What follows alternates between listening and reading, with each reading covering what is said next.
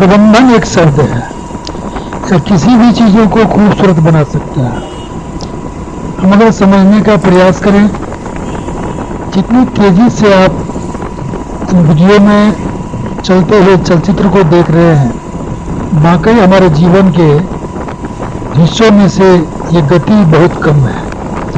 मित्रों, आज बदलते हुए समय में लोगों की जो सोचें हैं, लोगों की जो व्यवस्थाएं हैं, लोगों की जो अनन्य आवश्यकताएं हैं, उनमें इन्हीं गति के साथ बदलाव होता आ रहा है।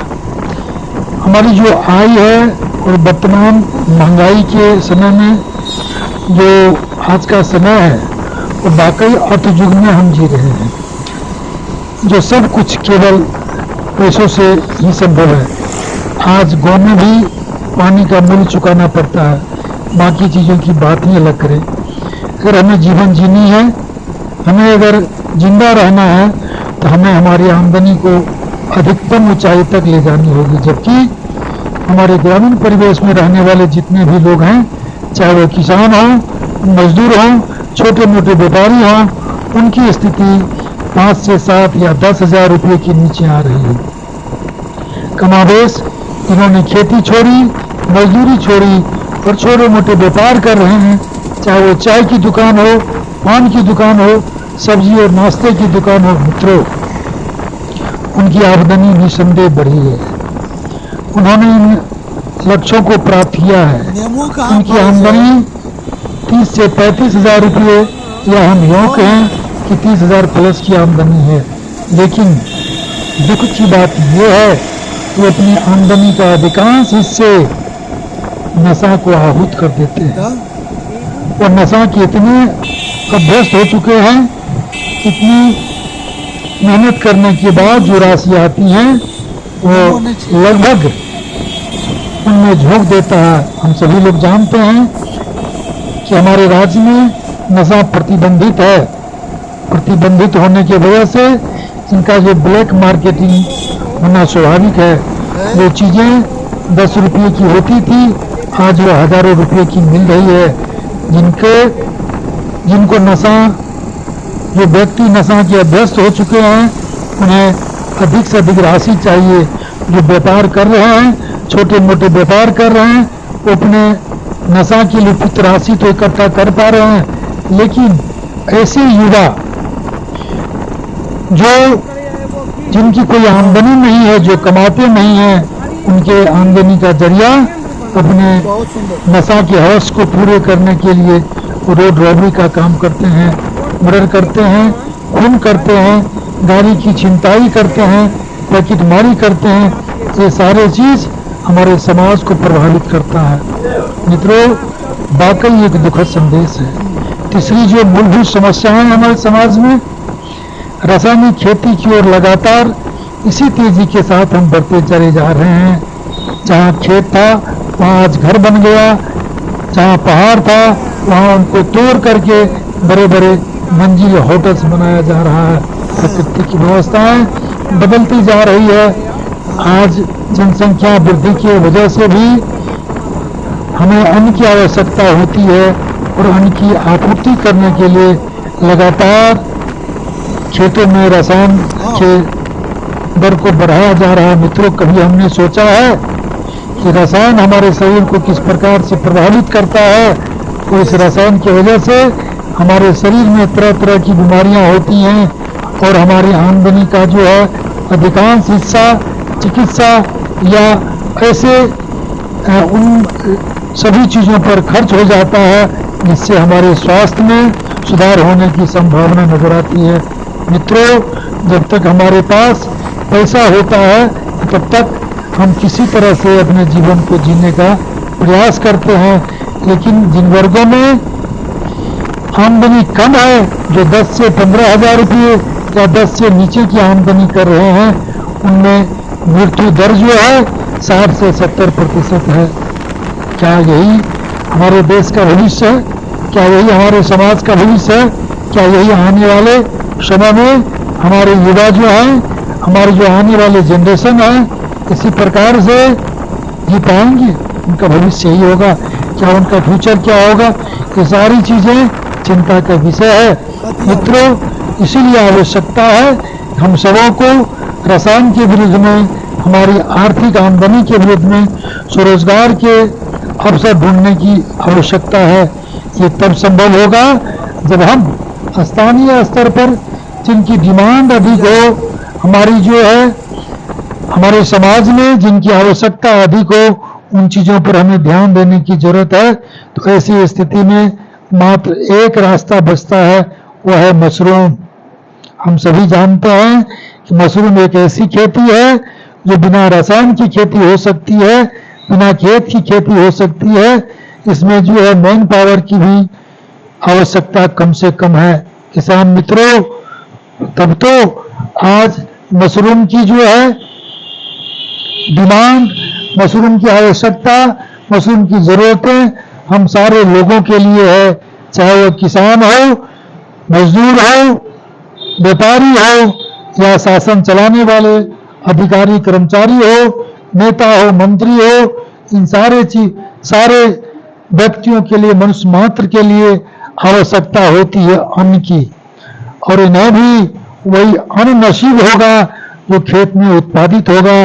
मित्रों, जब अधिक से अधिक रसायनों का उपयोग हमारे खेत में होगा तो अधिक से अधिक रसायन युक्त भोजन हमें प्राप्त होगा।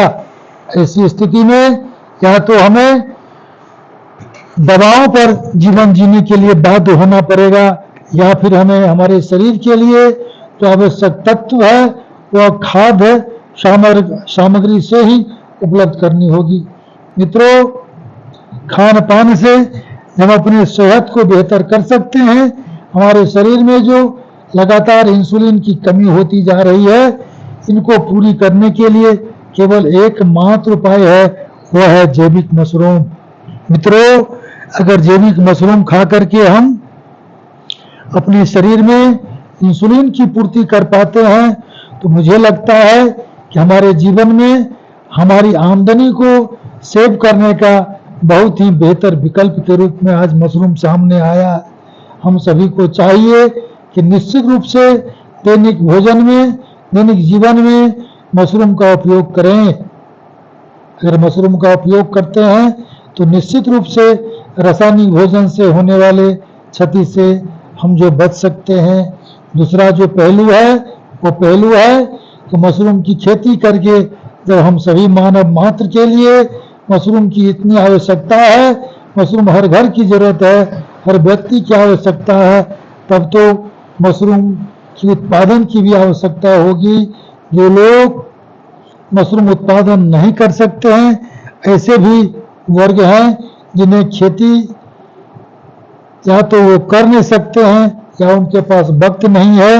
वो अपने ऑफिस में, अपने व्यवसाय में, अपने अन्य कामों में संपूर्ण समय उनका व्यतीत हो जाता है और वह बाजार पर होता है आने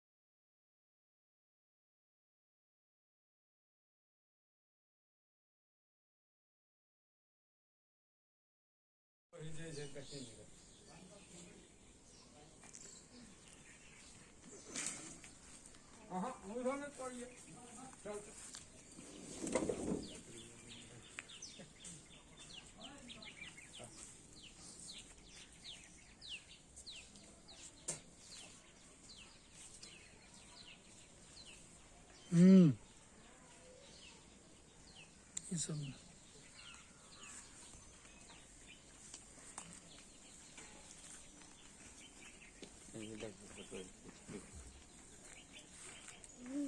Lukine, motor hier. Tola mooi zo. Tola zo mooi.